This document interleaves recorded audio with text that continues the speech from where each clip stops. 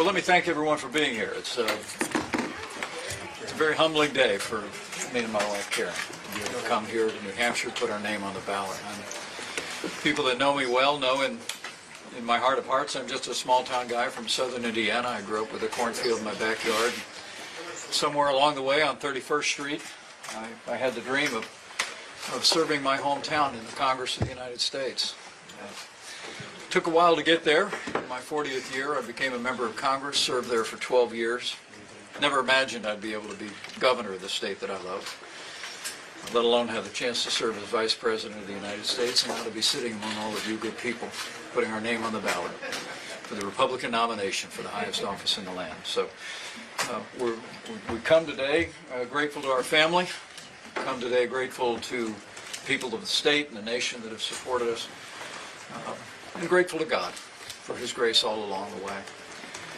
But I'm running for president because I think this country's in a lot of trouble. Frankly, I think President Joe Biden has weakened America, at home and abroad.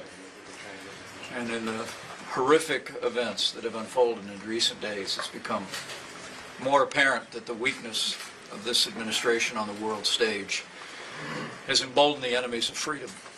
It's a serious time. I think it calls for serious leadership. We stand before you today simply because I believe that I am the most qualified, the most experienced, and the most tested conservative in this race. And I believe with events unfolding on the world stage, with hardship American families are facing, record inflation over the last 2.5 years, a crisis of unprecedented proportions at our southern border, rising energy costs, a crime wave in our cities. The American people want to see leadership that can bring our nation together and solve these problems and meet this moment. And I believe I'm that man.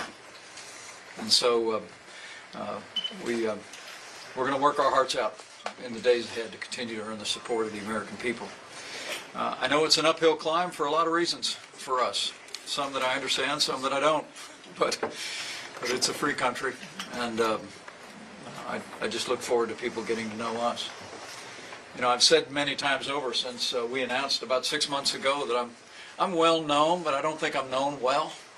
I don't think people really know us as a family. They don't necessarily know my long career in the conservative movement. But the more people have come to know us, the more our support has grown. And I really do believe that the times call for different leadership in the Republican Party and certainly different leadership in the White House.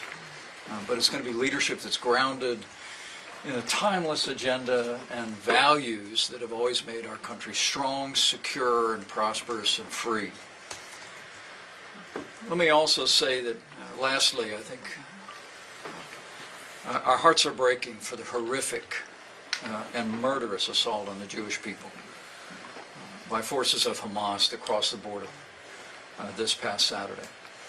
I think it's important that leaders across the political spectrum speak with one voice, that America stands with Israel. All through my career in the Congress, my years as governor, my years as Vice President of the United States, I've been a champion of the American relationship with Israel. Israel is our most cherished ally.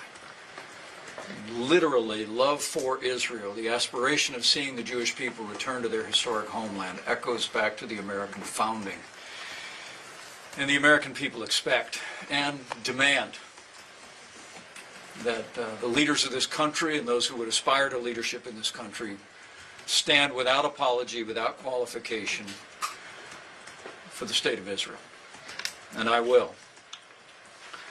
But also, I do believe, as I said at the beginning, that disastrous withdrawal from Afghanistan, that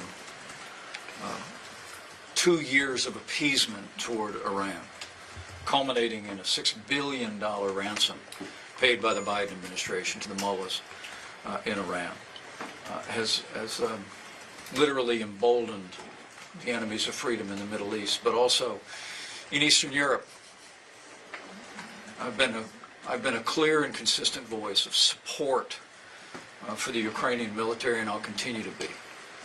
I think it's extremely important that we produce leadership in the Republican Party and leadership in our nation that recognizes that America is the leader of the free world. That if America is not leading the free world's not being led. We're the arsenal of democracy. And whatever voices, even within my own party, that are embracing a new isolationism, particularly with regard to the war raging in Ukraine, I'm going to stand firm on that principle. So I really do believe that weakness arouses evil. And if America continues to send a message of weakness or retreat on the world stage, that frankly the rest of the 21st century could look a whole lot more like the first half of the 20th century. This is a moment for American strength. I'm going to continue to be a strong voice for providing support for Israel to do what they need to do to crush Hamas in Gaza. But I'm also going to be an equally strong voice in my support for American military aid to Ukraine until they fight and repel and defeat that unconscionable Russian invasion.